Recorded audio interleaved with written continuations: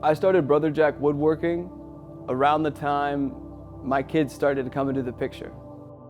I mean, we were making stuff around the holidays because we couldn't afford much, and it was like, all right, instead of trying to go and buy our friends and family gifts, let me have a go at making something. And I got a reaction that I maybe wasn't ready for, because not soon after it was, hey, we want one, and hey, our friends saw this, and now we would like to get one. And before I knew it, I was like, man, I'm having way more fun doing this than my regular, 9 to 5. And so we went after it. I took a stab at doing something that I actually genuinely enjoyed, and it turned into something very quickly.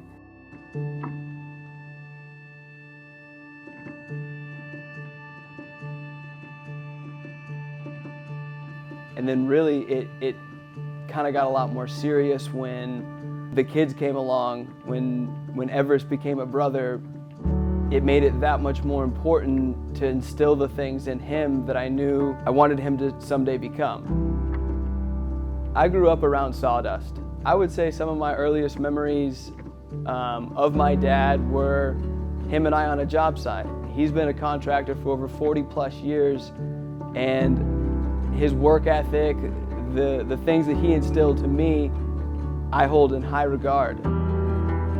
Having my son in the shop with me is terrifying, because he wants to touch every button there is and turn on these giant industrial tools. But at the same time, that sense of curiosity, that light that just ignites within him when he hears a loud piece of machinery turn on, when he sees sawdust fly from one room to the other, like, it is so much fun to watch him run free.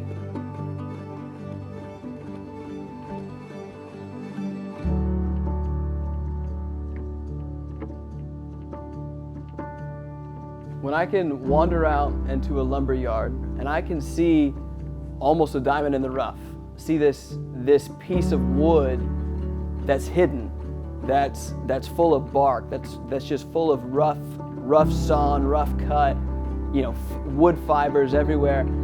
I love that I can take that piece of wood and I can bring it back to my shop and I can create something extraordinary out of it.